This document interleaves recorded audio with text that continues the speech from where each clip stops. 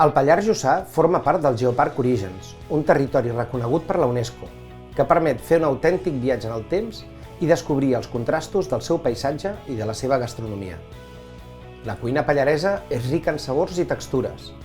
Es basa en aliments de proximitat molt vinculats a l'agricultura i la ramaderia pirenaica. La carn de corder té un paper essencial. Els ramats perfilen el territori, la cultura i l'economia de casa nostra. Entre els productes destaquem la girella, un embotit únic que s'elabora amb carn de corder. També la vedella, els vins, els olis, les herbes aromàtiques, la mel i molts d'altres que donen autenticitat i sabor a la gastronomia local. Aquesta gran varietat de productes permet experimentar la cuina i descobrir nous sabors i combinacions que fan jugar els nostres sentits.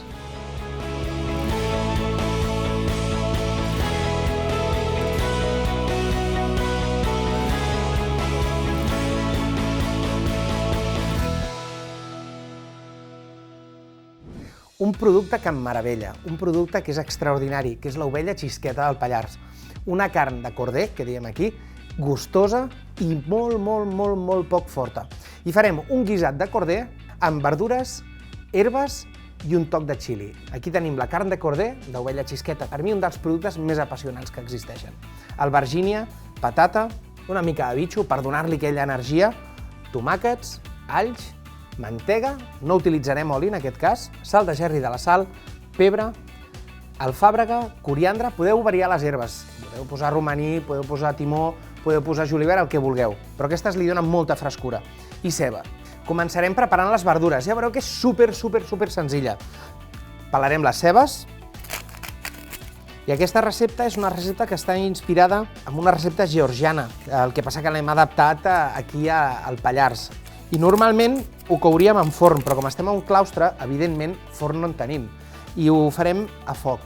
Poso les cebes aquí. De l'albergínia retirarem la part dura, és molt important, perquè aquesta no, però normalment tenen unes punxes que són molt grans i ens farien mal. L'albergínia la tallarem a rodelles, més o menys de mig centímetre. A mi em passa sempre cada any, quan arriba la primera caixa d'albergínies, que em quedo al·lucinat. És una de les verdures més meravelloses del món, perquè és bona de tota manera. Molt bé, la ceba, el mateix, la tallarem a rodelles, una mica gruixudes. Per què tallem les cebes una mica gruixudes? Perquè com serà una cocció llarga, si no es desfarien massa, i intentarem que mantinguin una mica la textura. Evidentment que quedaran toves, però si són gruixudes, quan agafem trobarem les capes, és fantàstic. A més, em sembla una recepta super sana i super divertida. Molt bé, ara pelarem les patates. Patates podeu utilitzar les que vulgueu. Si són d'alta muntanya, millor. Aquí, a la Noguera, al Pallars, a Prades, tenim patates boníssimes. Les tallarem a rodelles. I la patata sí que té més sentit perquè si la fem molt fina, s'acaba desfent absolutament i et queda com un puré de patates, que no estaria malament tampoc, però no és la intenció.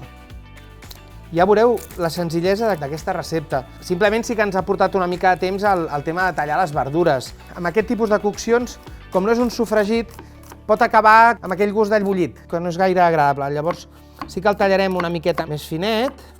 Posarem juntament amb la mantega els alls ja tallats, perquè entraran en joc en el mateix moment. Del tomàquet li traiem la part dura i res, el tallem a rodelles. Doncs bé, ja ho tenim tot tallat i és qüestió de començar aquesta cosa tan bonica que és fer capes. I tot ha de tindre un sentit, d'acord? Si poséssim la carn a baix, es couria ràpid, però tindríem perill de que quedés massa separat. En canvi, el que farem seran verdures, herbes, carn, verdures, herbes, carn, verdures, herbes, carn. I és meravellós. Això sí, començarem amb una base de mantega. Aquí al Pallars encara, perquè és una zona on encara hi ha oliveres, però al Pallars Sobirà, per exemple, Vall d'Aran, allà durant molts anys es cuinava o amb mantega o amb nata o amb llard. Molt bé, ja hem posat la mantega, ara hi posarem una miqueta d'all, posarem una miqueta de bitxo, aquí ja va a gustos, si sou més picantorros o menys, vull dir, la capacitat de cadascú d'aguantar l'escalfor dels bitxos. Començarem a fer capes. Començarem amb la ceba perquè la ceba és la més estructurada. I fem una capa, posem al fons de la cassola. Ara anirem per l'albergínia. Exactament el mateix. Base d'albergínia, que quedi tapadet aquí al fons. I en aquest punt sí que començarem a posar una miqueta de sal. Tirem una miqueta de sal, sense por. Penseu que hi haurà molta verdura. Posarem una base de patata ara. Estem amb el foc apagat ara, perquè ens sigui fàcil de posar. Si estigués encès ens cremaria el vapor. Ara fem una capa de tomàquet. Això està quedant molt xulo, Una capa d'herbes, generosa. Jo el coriandre, totes les herbes aromàtiques fresques, me'l trenquem, me'l tirem i fem aquesta base. L'alfàbrega, exactament el mateix. Tornem a fer una base de sal, tirem una miqueta de pebre, però aquí, freedom total, llibertat. Poseu el que us vingui de gust, el que més us agradi. I ara sí que fem una capa de xisqueta. I tapem.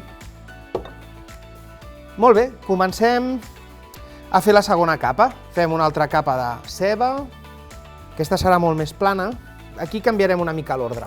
Com tenim greix a baix, tenim el greix del xai també, posarem ara la mantega. Llavors farem com un tercer pis. Tornem a posar una capa d'all. Ficarem una miqueta més de bitxo. Perfecte. Fem una altra capa d'albergínia. Patata.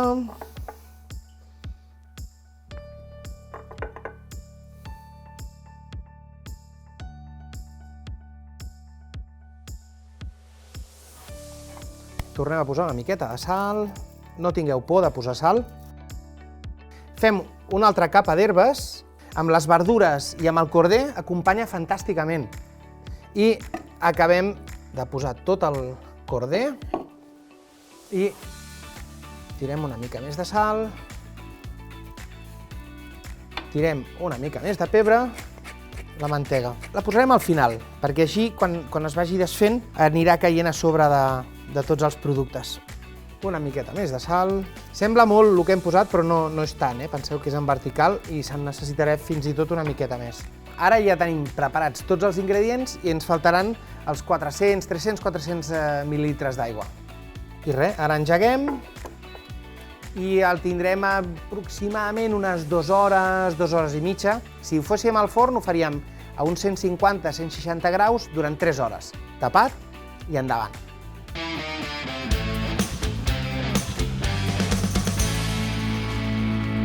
La cassola de xai ja està llesta. Fa una olor increïble. A més, el xai fa una pinta de ser com mantega. I com veieu, les verdures s'han mantingut bastant d'estructura, que era el que ens interessava. Quina olor. Som-hi? Mengem?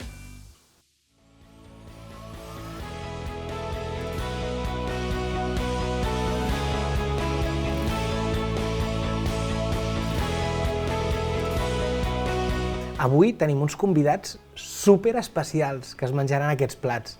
No us ho perdeu perquè al·lucinareu.